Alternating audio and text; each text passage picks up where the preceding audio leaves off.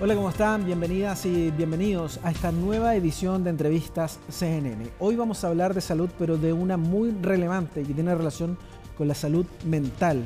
Sabemos que estas afecciones y también problemas se han incrementado en la pandemia, pero no solamente en la sociedad adulta. ¿Qué pasa, por ejemplo, con la psicología infantil? ¿Qué pasa con los problemas que aquejan a este grupo de la población en este sentido?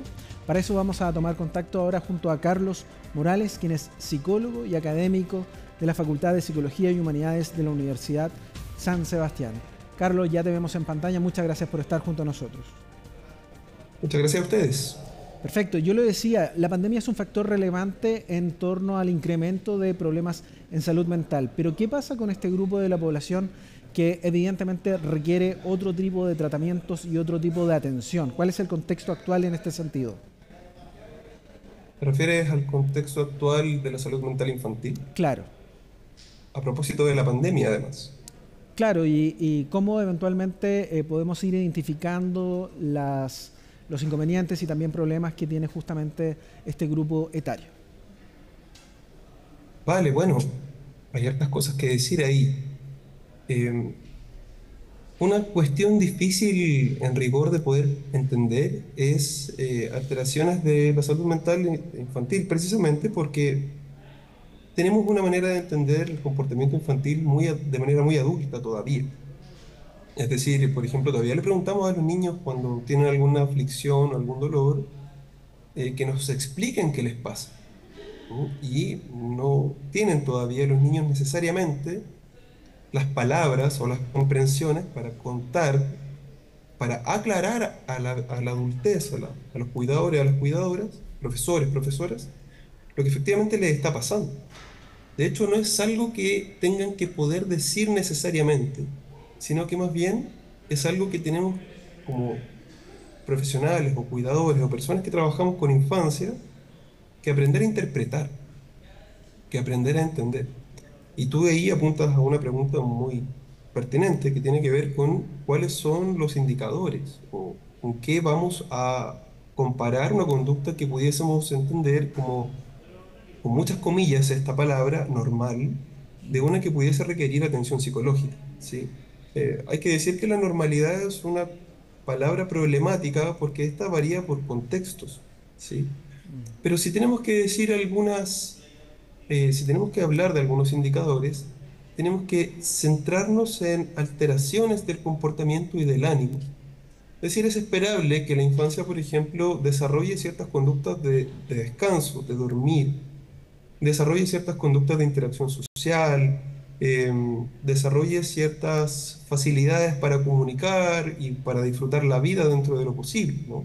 Cumpliendo deberes y adaptándose paulatinamente a la normativa social que a veces es muy difícil de poder integrar.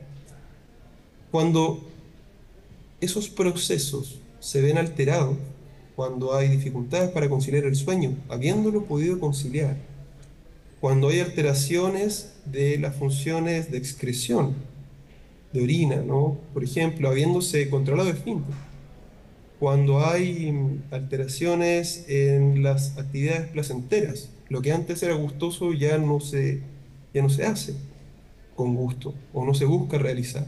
Claro. Cuando tenemos, qué sé yo, un rendimiento escolar relativamente regular y de pronto este se dispara hacia abajo, tenemos que entonces preguntarnos que pudiese estar pasando algo.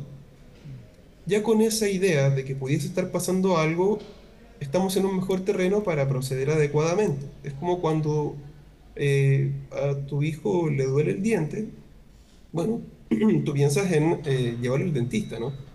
No Claro. tenemos todavía una nomenclatura tan clara para decir hay que llevarlo al psicólogo. Y por un lado, me parece bien que cada vez más va aumentando la preocupación por la salud mental y se va yendo al psicólogo a consultar, aunque a veces en la consulta recibimos niños y niñas que, más por preocupación de la familia, llegaron a la consulta, pero por fortuna no necesariamente tienen alguna conflictiva psicológica, sino más bien venían por una preocupación de la familia, como les decía, ¿no? Y en ese Claro. sentido, bueno, operó una preocupación preventiva que es mejor a que, bueno, se desestime como una cuestión que se le va a pasar a la niñez, ¿no? Y que por lo tanto entonces, bueno, mejor no consulto, total, son cuestiones de la niña, ¿no? Carlos, Minimizando entonces el sufrimiento.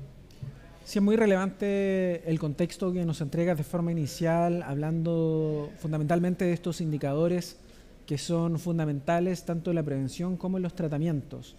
Ahora te quiero preguntar en relación a los contextos. ¿Hay algún grupo o eh, etapa de la niñez donde eventualmente estos problemas se comienzan a manifestar de forma más evidente? Supongo, por ejemplo, el ingreso al colegio en los primeros años o ya cursando la educación básica, por ejemplo, y temas tan relevantes como el bullying y el ciberbullying que han causado situaciones dramáticas y lamentables en condiciones incluso de suicidio en pequeños y que han sido sin duda una alerta importante en torno a conocer y tratar este tipo de problemas. ¿Hay algún punto clave dentro de la niñez que uno debiese mirar con más atención en torno a los indicadores que tú comentabas? Más allá de los indicadores, hay que, hay que entrar a pensar la infancia como una cuestión cada vez más relevante, entendiéndola como un periodo tremendamente complejo y tremendamente frágil. La mente en sí misma, a diferencia de las ideas acerca de ser fuerte, de enfrentar la vida con esta suerte de mandato herculeano, ¿no? Así como Claro, ser poderoso siempre, ¿no? En realidad la mente es bastante frágil. Los desafíos de la vida en sí misma es bastante dura. Más allá de los recursos que se puedan tener y de los apoyos sociales que se puedan tener, en realidad enfrentar diariamente, ¿no? Por tiempo prolongado, porque ahí está el punto, ¿no?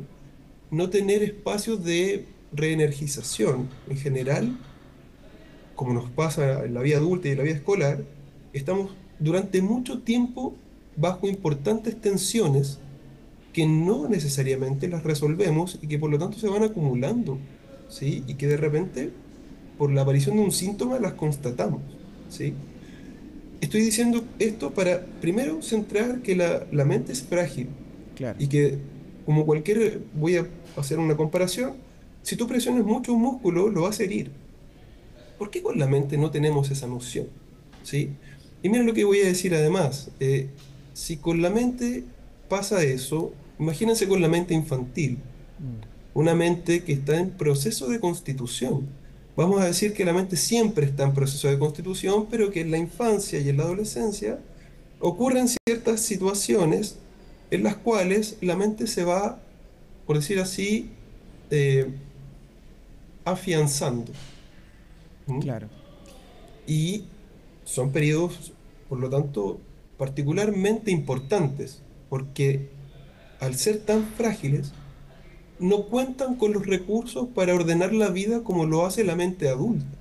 Y aquí ocurre una cuestión muy particular y que ha ocurrido en la historia además, que es que juzgamos a la infancia a partir de nuestra mente adulta, como si la infancia tuviese los logros psíquicos que la vida nos ha hecho desarrollar, eh, en un tiempo en donde todavía no tienen cómo haberlas desarrollado, ¿no? Entonces, Claro, la mente infantil se encuentra además generalmente presionada por producir logros que no tiene hoy día que no puede tener, digamos.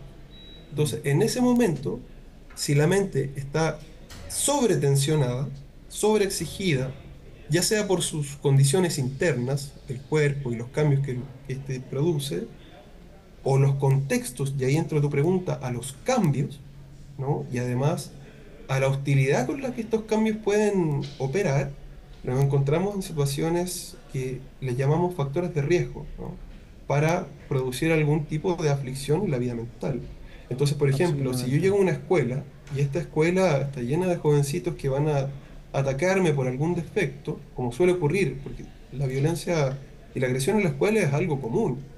Claro, Que existan encargados y encargadas de convivencia escolar hoy día es una cuestión muy importante porque hay una figura encargada de poder gestionar una cuestión que es muy humana, tal vez incluso muy animal, ¿sí? Que es esta tendencia a agredir, que es algo que tenemos que regular para poder establecer una convivencia con el resto.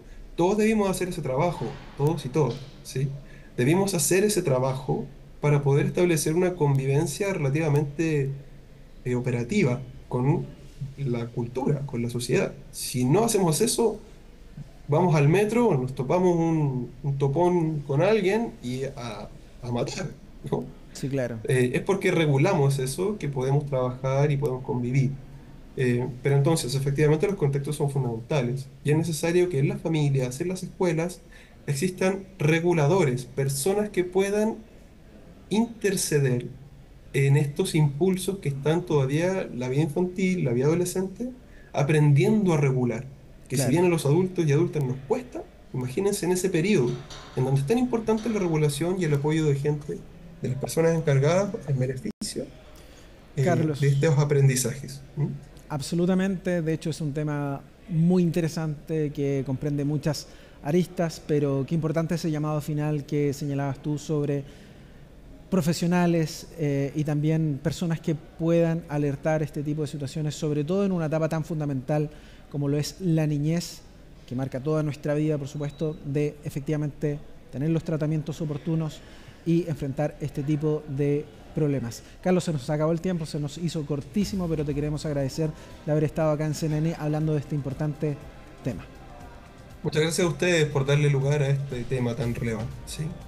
Gracias, Tenemos que estén mucho que muy bien. aprender todavía. Que estén muy bien, Carlos.